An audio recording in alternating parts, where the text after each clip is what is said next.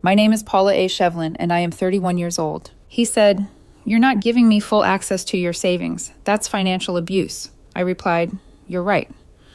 Then I ended the relationship. We had been together just under 2 years, living together for 8 months. From the outside, we probably looked stable. No cheating, no screaming matches, no public drama. 2 adults with jobs, a shared lease, and a routine that looked like commitment. At least, that's what I thought it was. He always had a strong personality. Confident, articulate, and very sure of himself. I used to admire that. He'd correct waiters, dominate conversations, and casually explain my own career back to me in social settings. At first, I told myself he was just outspoken. Over time, I learned that disagreeing with him wasn't worth the tension, so I started choosing silence instead. That part was on me. Money was one area I believed we were aligned. I work in software, make good money, and I'm careful with it. Not obsessive, intentional. I've always kept my savings separate. Emergency fund, long-term savings, investments. He knew this from the beginning. We split rent and utilities fairly. I paid most of the groceries. He handled smaller expenses. It felt balanced. But he hated the idea of separate. He called it half-committed energy. Whenever finances came up, he'd slide in comments that felt harmless on the surface.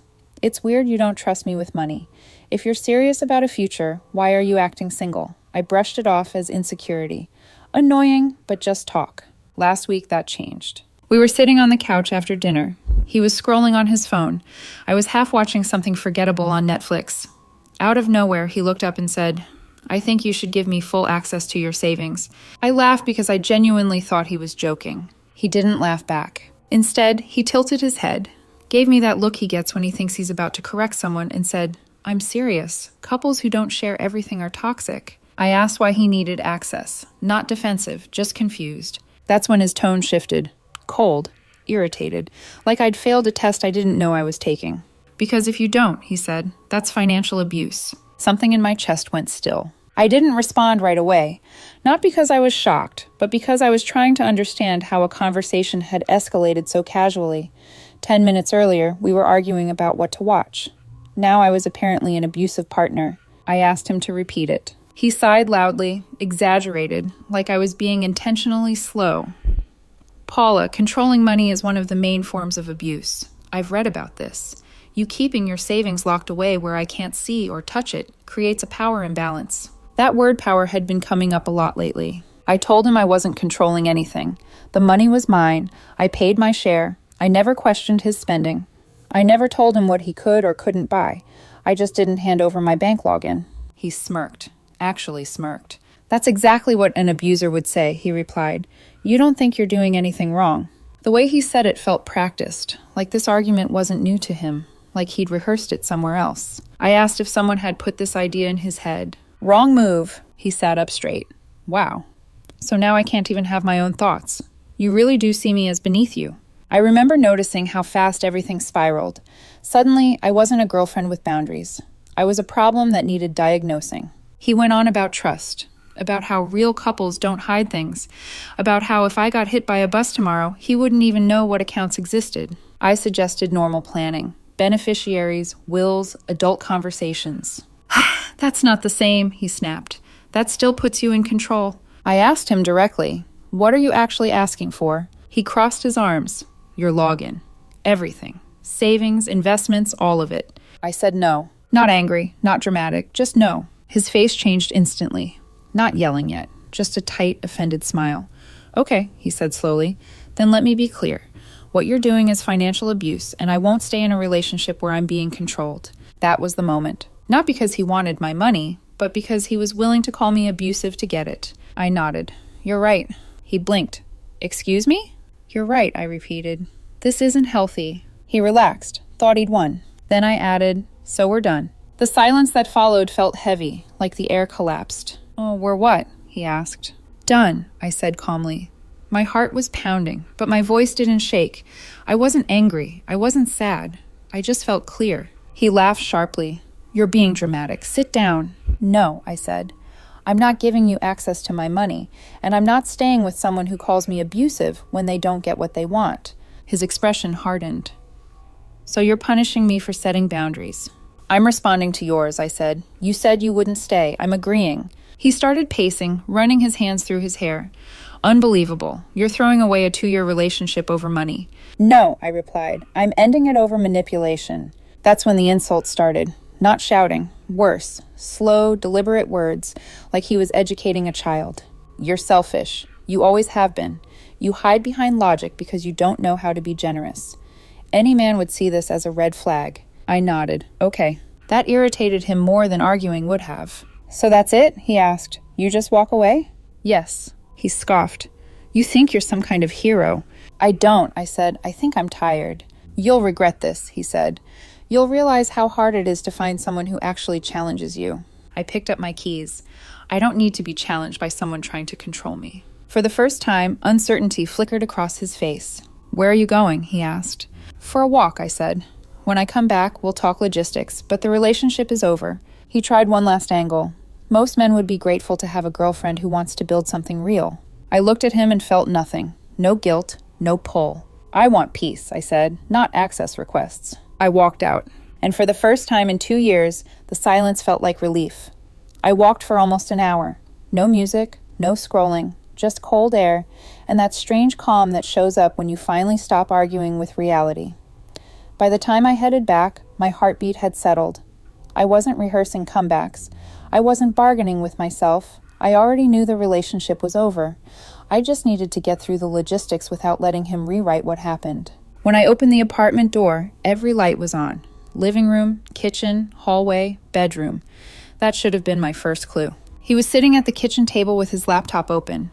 My notebook was beside it, the one I used to track bills, savings goals, and timelines. He didn't look up when I came in. I made a list, he said, tapping the table. Since you want to be impulsive, I figured I'd be practical. I didn't sit down. I stayed by the door. He finally glanced up, annoyed. We need to talk about how this is going to work. You can't just kick me out. I'm not, I said. We're both on the lease. We'll handle it like adults. He rolled his eyes. There you go again. Detached, cold. This is exactly what I'm talking about. I noticed a glass of wine in his hand. It wasn't even 9. He took a slow sip like he was settling in for a long night. I told my sister what you said, he continued. She agrees this is financial abuse. Honestly, I'm being generous, even staying calm. That word again. Abuse. Used like a lever. I looked at the open notebook. Why is that open? Oh, he said casually. I was just trying to understand what you're hiding. Something in me snapped, clean and sharp. Close the laptop now. He laughed. You're acting guilty. No, I said. You're crossing a line. He shut it harder than necessary and stood up. So what? Now you're going to lock everything down even more. You're proving my point. I took a breath. Listen carefully. We are broken up. I don't owe you access, explanations, or justification anymore. His face flushed. After everything I've invested in you. That stopped me. What exactly did you invest? He opened his mouth, closed it, then tried again. Time, emotional labor, support. I nodded. So did I. He stepped closer. You think you're superior because you make more money. I never said that. You don't have to, he snapped. It's written all over you. That's when it finally landed. This was never about shared finances. It was about control, about leveling the field in a way that only benefited him. I went to the bedroom and pulled out an overnight bag. I packed essentials, documents, chargers, clothes. Nothing dramatic. He hovered in the doorway, voice sharpening. If you walk out again, he said, don't bother coming back. I zipped the bag and looked at him. I already did. For the first time since this started, he looked scared. I stayed with a friend that night. Spare room, clean sheets, no questions. He handed me a beer and said, couch or bed. That was enough. By morning, my phone was full. Missed calls, long texts, voice notes I didn't open. When I finally checked, the tone had already shifted. First came the accusations, abandonment, running away, then the rewrites. I didn't mean abuse like that. You're twisting my words. We were just talking. By noon, he was bargaining. We don't have to share everything right now. Maybe just visibility, not access. We can talk to a therapist. I didn't respond. That afternoon, I went back to the apartment with my friend. Not for comfort, for a witness. I didn't trust him not to reshape the story later. He was waiting. The place was spotless. Candles lit, music low. He was dressed like it was date night. You brought backup, he said, eyes flicking to my friend. Just here to grab my stuff, I replied. His jaw tightened. You're really doing this? I nodded. He followed me room to room, narrating. You're acting like I stole from you. I was trying to build a future. You're proving you don't value partnership. When I picked up my folder of documents, he snapped. So that's it. You get to walk away with everything. I stopped. Everything I brought in. Yes. He laughed bitterly. God, you're such a stereotype. I didn't ask which one. As we headed out, he tried one last line, the one he clearly thought would land. You'll never find someone who cares enough to fight for this. I paused at the door, turned back, and said quietly, I don't want someone who fights me. He didn't follow us out. That night, I changed every password. Bank accounts, email, cloud storage, not because I was scared, because I was done pretending trust meant exposure. 2 days later, I signed a new lease. And for the first time since we started dating, my money and my life felt like my own again. I thought that would be the end of it. A clean break. Hurt feelings, maybe some awkward logistics, and then distance. I underestimated how hard he took losing control. A week after I moved out, he didn't text, he didn't call, he emailed me. The subject line was documentation. That alone made my stomach tighten. Inside was a long, structured message. Bullet points, headings, dates. It didn't read like something from an ex. It read like a case file. He claimed my refusal to share savings had created dependency dynamics, that my decision to leave caused emotional and economic harm, that my withholding of resources destabilized him financially. He attached screenshots, old rent statements, Venmo payments from months ago, a photo of groceries I'd bought once, circled in red like evidence. At the bottom, he wrote, I'm not trying to escalate this, but I need you to acknowledge the harm you caused. I stared at the screen for a long time, not because I felt guilty, because I finally saw the pattern clearly. With him, everything had always been about narrative. Whoever controlled the story controlled the situation. When he couldn't access my money, it became abuse. When I left, it became harm. If I stayed silent, he got to decide what that silence meant. I replied once. Short, direct. Do not contact me again except regarding lease logistics. Any further accusations should go through a lawyer. He responded within 5 minutes. Wow, threatening me now? I didn't answer. 2 days later, he posted on social media. No names, no specifics, just a long caption about men who weaponize finances and how emotional abuse doesn't always look loud. The comments poured in. Heart emojis. So proud of you. You're so strong. A mutual friend texted me asking if I was okay. That hurt more than the post. Not because strangers believed him, but because he knew exactly how to frame himself as the victim without ever mentioning the part where he demanded my bank passwords. That night, sitting alone in my new place, the anger finally hit. Not explosive. Heavy. Settled. I realized I hadn't just dodged a breakup. I dodged a future where every boundary would have been turned into an accusation, where every no would need defending. That thought made the anger fade almost as quickly as it came. About 2 weeks later, he tried one last angle. He showed up at my work. Not inside. Security wouldn't allow that. But in the lobby, leaning against the wall like he just happened to be there. I found out because the receptionist messaged me asking if I knew a man named Daniel, who said it was urgent. I told her no. Then I sighed and said yes. Against my better judgment, I went down. He looked different. Softer, no sharp edges, hair pulled back, neutral clothes, eyes tired instead of angry. If I didn't know better, I might have believed it was genuine. Hi, Paula, he said quietly. What do you want? I asked. He flinched just a little. He talked about stress, fear, about how he'd read too much online, how the word abuse was too strong and not what he meant. He said he felt abandoned. He said he panicked when he realized how much power I had and how little he had. That was the closest thing to honesty I'd heard. I didn't want your money, he said. I just wanted to know you couldn't leave me stranded. I looked at him for a long moment. That's exactly why I left. His eyes filled. So that's it. You won't even talk about fixing this. I shook my head. You tried to trap me with language. You tried to shame me into compliance. That's not a misunderstanding. That's a deal breaker. He whispered, I would have done anything for you. You would have done anything to me, I replied. That landed. He nodded, wiped his face, and walked out of the building. I watched him go and felt something close to sympathy, but not regret. Back at my desk, my hands weren't shaking. My chest wasn't tight. I didn't feel like I'd won. I felt like I'd stepped out of a storm before it turned into a hurricane. The fallout lingered, not in my life, but around it. Mutual friends asked careful, loaded questions. So what really happened with the money thing? I kept my answers short. We wanted different things. Anything longer felt like inviting debate. He kept posting articles about emotional labor, infographics about invisible abuse, quotes about men who fear commitment disguised as self-respect. He never named me, but he didn't have to. Anyone who knew us knew. What surprised me was how little it bothered me. The quiet afterward was unfamiliar. Not the empty kind that echoes, but the kind that settles. I stopped bracing for my phone to light up. Notifications came and went without a spike in my chest. Still, the ripples reached me through other people. Mutual friends chose sides without asking questions. Some drifted away quietly. Others asked carefully loaded things like, "So what really happened with the money?" As if there were two equally reasonable versions and I just needed to pick the right tone. I kept my answers short. We wanted different things. Anything longer felt like an invitation to debate my boundaries. He kept posting, though, less direct now, more adjacent. Articles about emotional labor, infographics about invisible abuse, quotes about how independence is fear, disguised as self-respect. He never named me, but he didn't have to. Anyone who knew us knew. A month earlier, I would have spiraled over every comment.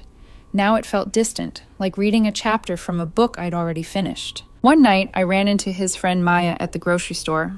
We'd always gotten along. She looked uncomfortable, like she'd rehearsed something. "Can I ask you something?" she said. I nodded. "Did you really refuse to share money because you didn't trust him?" "I refused," I said, "because trust doesn't require surrender." She went quiet. Then she said, "That's not how he told it."